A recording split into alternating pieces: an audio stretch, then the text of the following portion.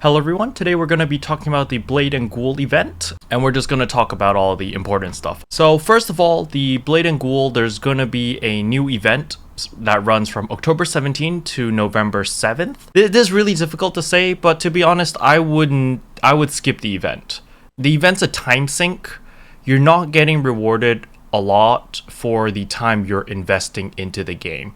The previous event, the one that we have now with the soul and the pet aura and the weapons, that was such a great event. And I'm pretty sure like no matter what NCSoft did, they wouldn't be able to top that event unless they gave like, you know, Aransu weapons or Raven weapons or something insane.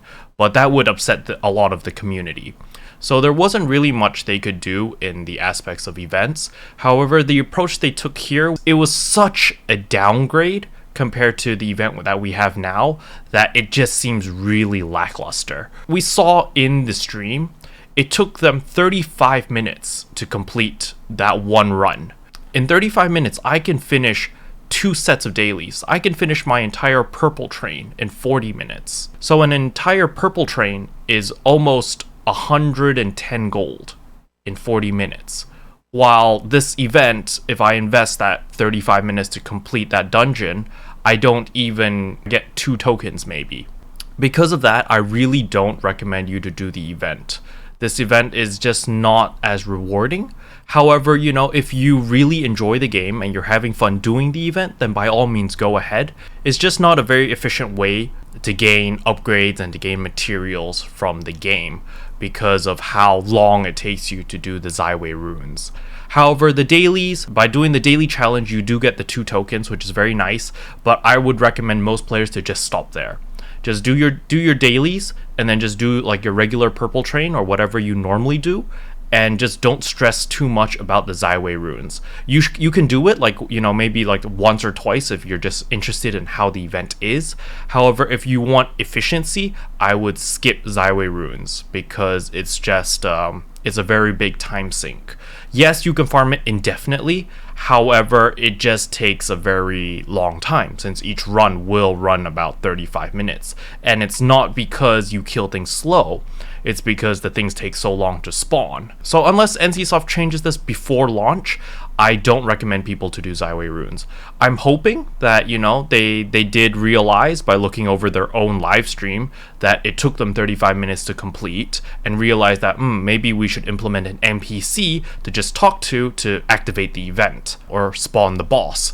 That way it would speed things up slightly. But other than that, you know, the Blade and Ghoul event itself, I'll redirect you to go watch Levi's video or Evil Do Us Harm's video. He covers it in far more detail, and I'll be skipping over that. So there's a few things that are really important that we really need to cover. So the first one is our Vortex Temple necklace or VT necklace. So I'm going to hop over here to their Excel sheet. So over here is their Excel sheet, and you know me, I really don't like numbers. I'm bad with numbers, I'm bad with graphs and sheets and Excel and all this mumbo jumbo.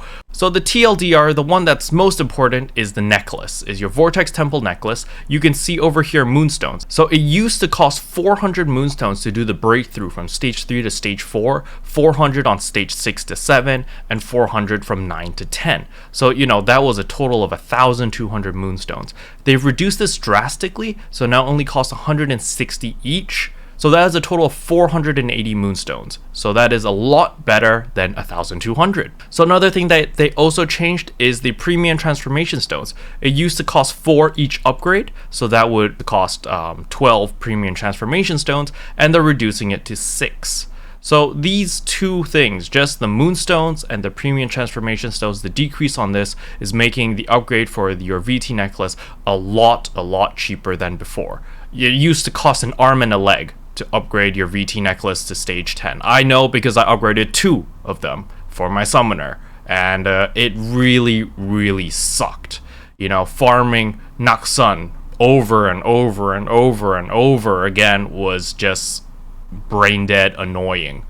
And you know, I'm happy for this change. They did secretly sneak in a couple more materials that you need now in the replacement for the moonstones. So you know, you need soulstone crystals, which is quite a bit. You know, you're gonna need 560 per upgrade, as well as 400 sacred crystals and 100 Elysian crystals per breakthrough. So it does add up to quite a bit, especially on the soulstone crystals. However, if you do play the game 1 to 2 hours every day, and you know, do commit in doing all the dungeons and you know, your dailies as well as some of the purple train, you should not have too many problems with soulstone crystals. I really do not recommend players to buy soulstones on F5. If you do buy soulstones, you know, you're going to be buying it at a premium because soulstone prices are going to go up because of this. So there's a lot of players that don't have a lot of soulstone crystals because they've been upgrading their heart. So you just need to pay attention, you know, just look at your soulstone crystals, look at your reserve, and just pay close attention because, you know, you're going to need a lot of them to upgrade your new necklace now because of these new cost changes.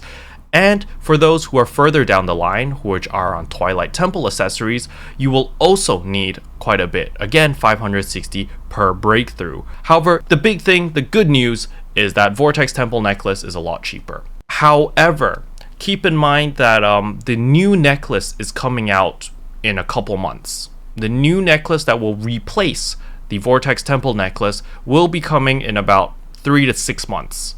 So just keep that in mind. Use your best judgment on whether you should be investing on your Vortex Temple necklace or not. So my rule of thumb is, on my main, I will invest it. So my summoner, I'm investing it. For my second main or my gunner, I will not be investing into my VT neck.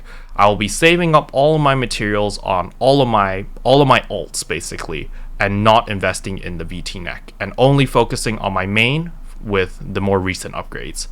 So that's my rule of thumb. However, you don't have to follow what I say, of course. If you have excess materials or you want to get your ult as strong as possible, by all means, go ahead and upgrade your VT necklace. Now is a very good time to upgrade because of these cost reductions.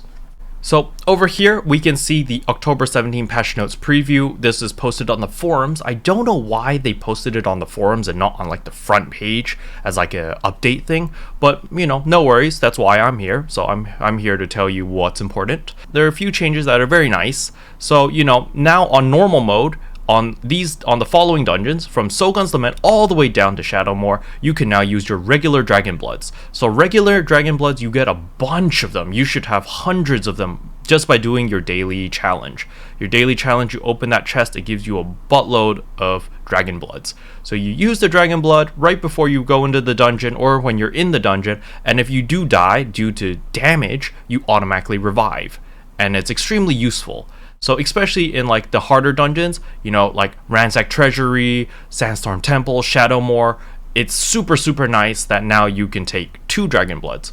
So even if you're still trying to learn the dungeon, you're not familiar with it, it should be much easier to have more chances to experience the dungeon, because when you die, you know, you'll pop back up and you can just keep going. However, in hard mode, they also made quite a few changes. So before, from Drowning Deeps downwards, you could not use a golden Dragon Blood. Now you can. You can do it on Drowning Deeps, Ransack Treasury, Sandstorm Temple, and Shadowmoor. So you also have that buffer, that 1 extra life on hard mode, which is useful because they added this line over here.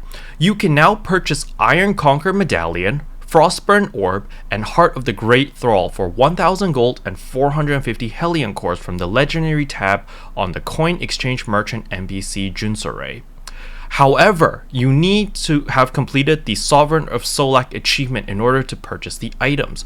So how do you get the Sovereign of Solak achievement? You have to complete Starstone Mines, Hollow's Heart, and Drowning Deeps on hard mode. You have to run each of these dungeons 50 times. So that's a total of 150 runs in order to unlock that achievement. So even though it's nice that they added it in the Exchange Merchant NPC Jinsore, it is pretty difficult to obtain, because running those 3 dungeons 50 times each on hard mode is not a very easy task. It is an alternative, however, I really don't recommend players to do this. It's a long shot. You know, you're going to be spending a lot of time unless you are extremely unlucky in your own raids. However, there is some silver lining on this, and that is this point over here. Sealed Frostburn Orb, Sealed Heart of the Great Thrall, and Sealed Iron Conqueror Medallion now have a chance to drop from their respective bosses. So now when you kill Twin Asuras, it can drop either a regular Frostburn Orb, which is, bound on character, or it can drop a Sealed Frostburn Orb, which is tradable to anyone, and you can even sell it on F5. So this changes the game dramatically. Being able to get your Vortex Temple badge just by buying it on F5 is extremely strong. Having this added into the game, I feel like will help a lot of lower players catch up extremely fast, especially for players that, haven't had the experience in raiding, or just don't like raiding, or just, for whatever reason don't want to go into VT. This is a very good way to get their badge. Just be aware that it's going to be the same thing that happened when the Hive Queen Aransu materials, when the sealed versions came out. Like the first month, these prices are going to be outrageous. I'm estimating these prices to be around 1,000 gold, 1,200 gold, something along those lines. However, if you want it really bad and you can't wait, by all means go ahead. However, if you're just the average player, I would just wait. Just, let the hype die down, wait about a month or a month and a half, and I'm pretty sure that these prices will go back down to, it'll probably stabilize between 500 to 600 gold. I feel like that is gonna be the average price for these items. So that's good news. It's sort of good news, sort of bad news. It's a mix, but I'm more or less, I think that these changes are nice. It helps the community as a whole in order to progress, in order to gear up. So they're really pushing the community towards Twilight Temple. They've made it a lot easier for the newer players in order to get the materials they need in order to get more stamina. So for example, the Serpent's Calling Bell, you can just buy it from Sun at the Cinderlands, only for 50 copper. You can buy the Purification Jar now at Moonwater Plains for 6 silver, which is very nice, because these items used to be rather expensive, 10 gold, 20 gold. So for a new player, this was relatively expensive. However, now you get them very cheap, and you don't need a farm for them, and you can immediately get your 30k stamina, which is very nice. Another thing that they've also added is the vintage pet pouch. So you can buy that in just the Dragon Express for 65 solar energy, and it gives you a random pet. However, these pets no longer drop from the dungeons. So if you guys may have known, but certain pets drop in certain dungeons, but they have such a low drop rate. It's like 0.01%. For example, Cold Storage can drop the pink penguin. However, I've been running Cold Storage every day since Gunner release. So Gunner release till now has been a year and a month, I think, and I have not seen the penguin ever drop. So that's basically how low the drop rate is. So they removed that, so no big loss, and they're allowing you to buy it through solar energy. So with 65 solar energy, you can get a random pet. Another big change that I really like is increase the attack power stat on the Oath necklace. So I was comparing the two Oath necklaces. I had a stage 1 Oath necklace, and I had the new Oath necklace that drops from the non-upgradable Oath necklace. And the level 1 Oath necklace was better than the non-upgradable. So, I thought that something was wrong, but I didn't know what. And so Jonathan told everyone today on the stream that they took the wrong stats and put it on the necklace. So if you have a new Oath necklace that is not upgraded right now in your inventory, it will be changed in the coming patch. So basically all the stats are going to be the same except for our AP. So our AP is going to be increased from 14 to 34.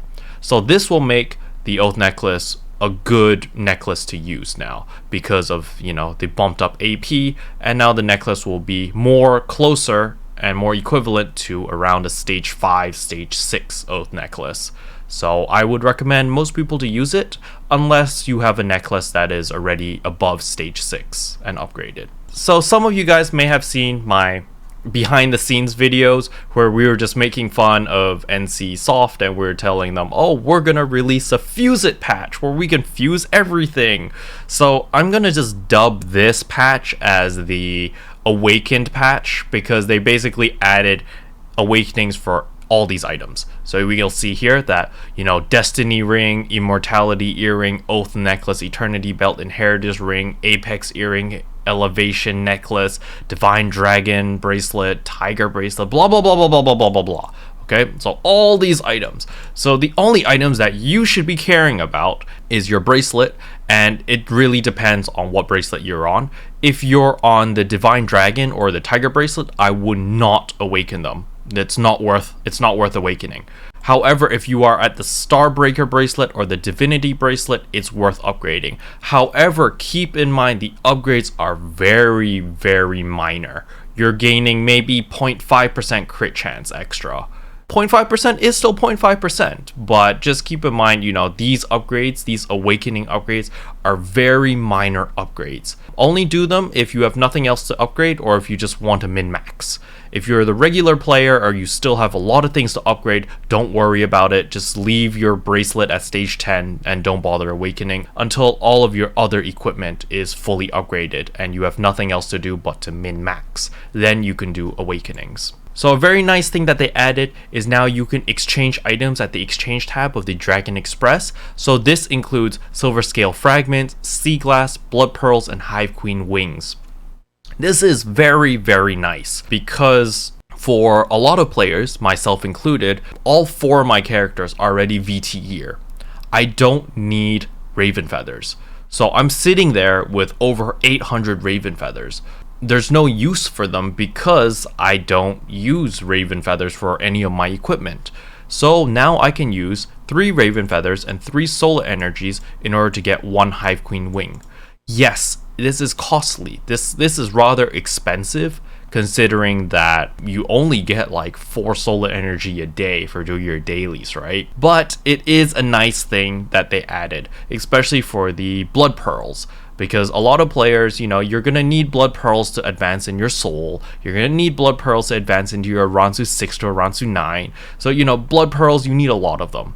And it's just a nice quality of life thing that they added in so that we can upgrade our things, and basically all of the old items that we've been stockpiling because we had no use of them, now they can actually be used for something. So this is a very nice change. I quite like this change. Another thing that I can talk about that I'm not very versed in is PvP. So I've never done 1v1 and 2v2 PvP. I did at the very beginning during Gunner release, but I mean, I'm just not a PvP player. So I don't know much about this, like whether these changes are good or bad, but it looks good. So I really don't have much of a say here. So from what I understand from the stream is they just buffed the rewards. However, you know, I've heard people say that it's great. I've also heard people that say it's not so good. So I'm very neutral here because I don't do PvP and I don't do battlegrounds, so I don't know what the standard is. But from what I saw on the stream, the moonstones that they got and the moonstone crystals that they got seemed pretty good. You guys let me know in the comments, is this change good or is this change bad, because I really don't know. So now we're going to be talking about RNG boxes. So, you know, Trove just ended. Of course they're going to add RNG boxes because that's just how NCSoft does things. So they've added 2 RNG boxes. One is the 1 Ncoin RNG box that you can buy 1 every day, and the other one that you can buy, I think you can buy 50 of them for 5,580 Ncoin. Got 2 different types of RNG boxes, and here let's look at the items for both of them.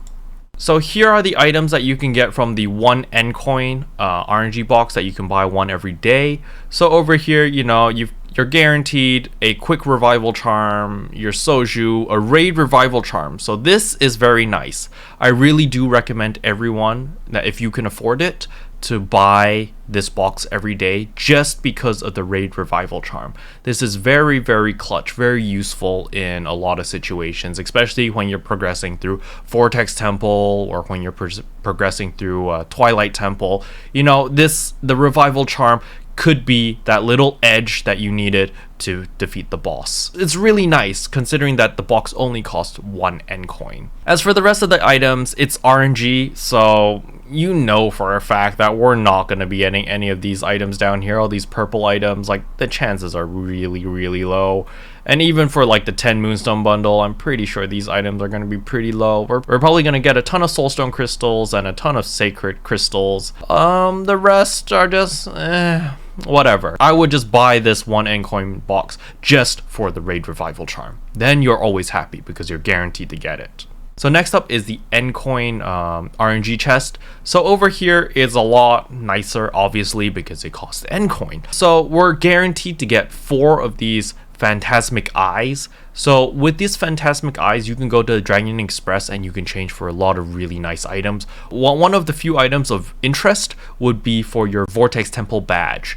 So you need to spend around $50 in order to get your badge. So it might be in your interest if you just want to pay for your badge and you just want to get it out of the way.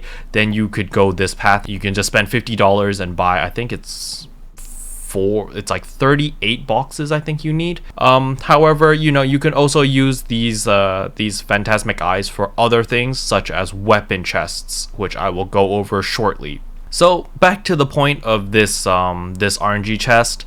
So there's the Lycan Thunder Wings. The Lycan Thunder Wings are bound on equip. So these are tradable. You can trade this, you can sell them on F5. It's very nice, you know. So if you do get an extra pair of wings, you can give them to your friends, you can trade them, you can sell them. It's a good change.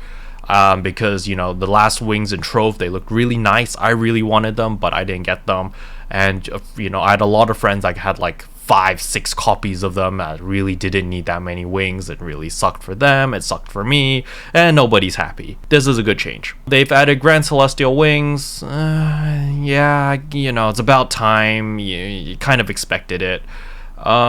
Sacred Oils, Divine Greystones. However, you know, obviously we're always looking at the orange stuff, the legendary items. So over here in the legendary items, there are a couple things that are of interest. One of them is the Dyad gems. They've added the Dyad Gilded Ruby and Citron, as well as the Dyad Gilded Sapphire and Emerald. So, you know, at first glance, these gems are like, they're alright, you know? Obviously, you'd rather have the Ruby and Citron if you're a PvE player, and if you're a PvP player, you'd rather want to have the Sapphire and Emerald.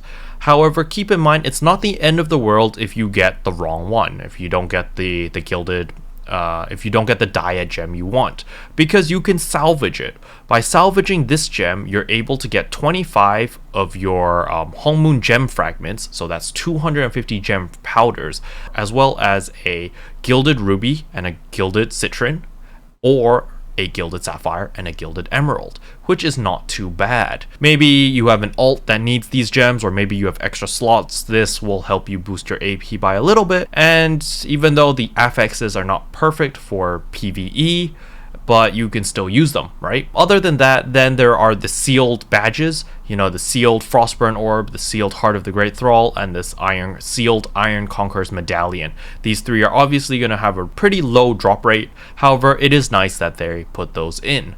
So now let's go back to the Phantasmic Eyes, and let me show you some of the weapons that are, you know, that are worth getting. So with these Phantasmic Eyes, you're able to buy the Uncanny Illusion Weapon Box. And with this weapon box, it's an RNG box to give you the following skin: the Alchemist Weapon, the Constellation Weapon, Designer, Fiend Slayer, Grand Pearl, Hot Pink, Royal Pain, Soft Serve, Spellbinder, and Training Illusion Weapon. So out of all these weapons, there are a couple old ones, so such as the Alchemist, Constellation, Designer, Fiend Slayer, Grand Pearl. So these are the old skins. However, there are new skins such as Hot Pink, Royal Pain, Soft Serve, Spellbinder, and Training Illusion. So let me just show you a few weapons that I find noteworthy. So the Training Illusion weapon is really nice. However, they look kind of bland because they are training weapons. They look exactly the same as your regular training weapon. However, it has this really nice particle effect. So this particle effect is for your weapon. However, by equipping it, it also affects your character. So that is really nice about this particle effect. However, the weapon itself will look a little bit simple, a little bit bland, because they are the training weapons. So if you want something a little bit more fancy, I really do recommend the Soft Serve. So the Soft Serve looks really dumb, but I think it's really funny because it's just ice cream. So this is the Summoner's Staff. This is the Blade Master's Sword. It's just a giant cone of ice cream. This Force Masters, sorry guys, you guys really just get cucked in everything. You know, they're like, there's really nothing that they can do with the bangle, and it just bleh. At least change the color of the ribbon, right? Make that a different color or something. But yeah, it really sucks for you guys. The pistol is also really weird. The axe kind of looks a bit iffy with the waffle and the chocolate. It looks really weird. There's the dagger. However, the Warden weapon looks great. I really like the Warden weapon, and the Blade Master weapon looks pretty good as well. And then the next one that is also noteworthy is the Spellbinder weapon. So I'll post the Spellbinder weapon pictures here, and you can take a look at them.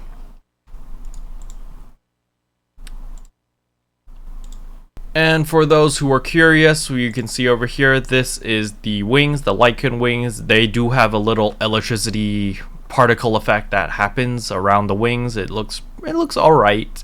Just not really my cup of tea, but it looks pretty nice. And then they added a whole bunch of other outfits, which I won't be covering in this video. I feel like this event is great in system changes. You know, like the Vortex Temple badge, lowering the cost for that is really nice.